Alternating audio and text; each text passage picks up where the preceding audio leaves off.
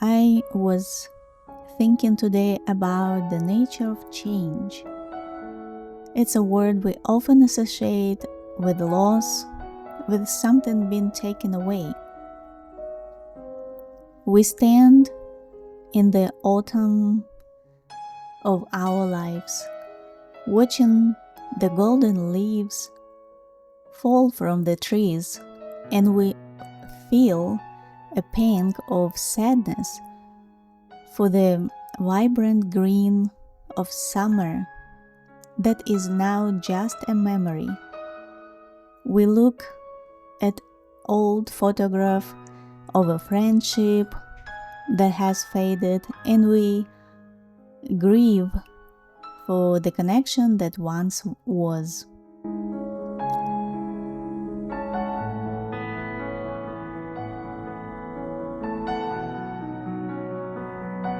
I used to see my life this way. I saw the end of a relationship, the end of job, or the fading of the family connection as a failure, a loss, a sign that something had gone wrong. I would cling to the way things were, trying desperately to hold back the inevitable tide of time, to keep the leaves from falling.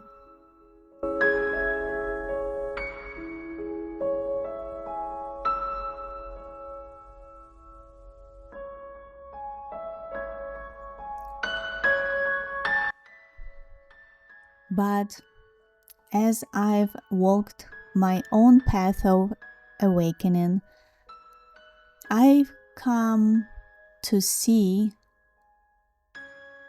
it differently. I've realized that change is not the opposite of life. It is the very language of life. The universe does not speak in a language of static perfection. It speaks in a rhythm of seasons, the cycle of day and night, the waxing and waning of the moon. Nothing in nature mourns the setting sun because it knows the dawn will come.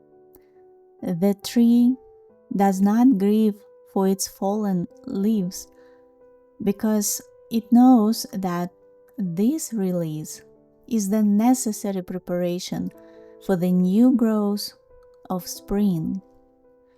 It understands that letting go is not an act of loss, but an act of faith. I see now that my life is the same. It's a series of seasons.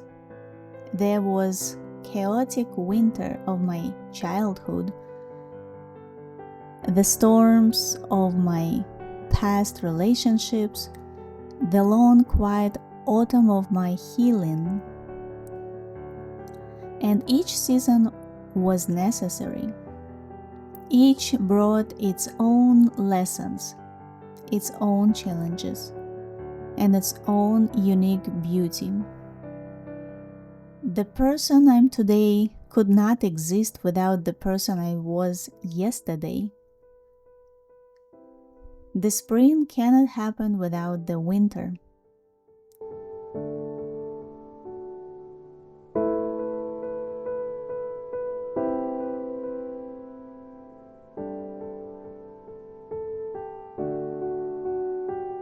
So why is this so hard for us to accept?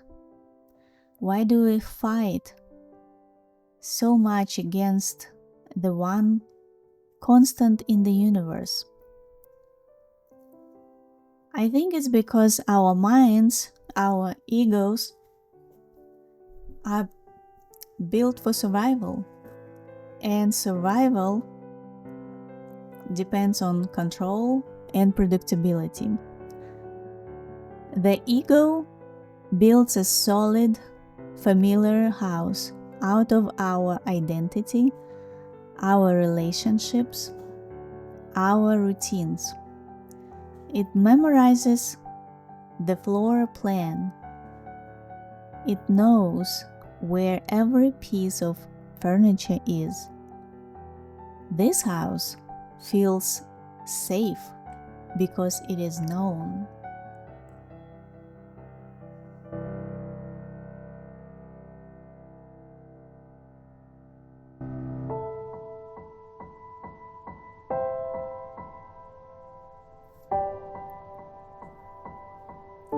Change is the earthquake that cracks the foundation of that house. It's the unfamiliar stranger knocking at the door. It rearranges the furniture. The ego panics because it has lost its sense of control. It clings to the old broken pieces because even a broken and familiar reality feels safer than a new and unknown one. We suffer not because things change, but because we are attached to the way they were. We are grieving for a house that was never meant to be permanent.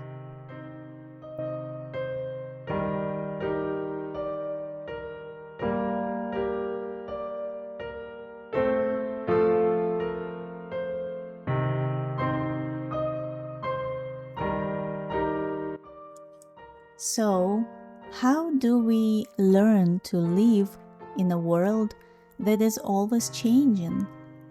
How do we find our peace in the middle of the river? I'm learning that the answer is not to try and stop the river, but to learn how to float. It is the practice of surrender. It is the gentle daily choice to loosen my grip. When a feeling of sadness for a lost connection arises, I don't push it away.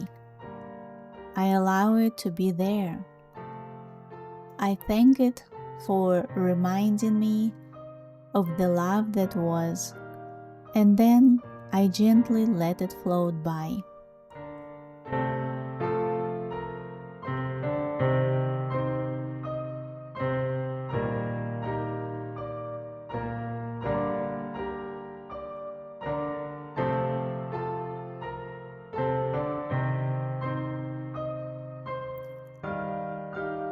It is the practice of trust. Trusting that even when the leaves are falling, the roots of the tree are still strong. Trusting that even when a door closes, the universe is preparing to open a new one. Trusting that every ending is simply making space for a new and necessary beginning. I am learning that life is not a solid structure to be defended, but a beautiful, flowing dance. And my only job is to show up on the dance floor each day with an open heart, ready to learn the steps of whatever music is playing.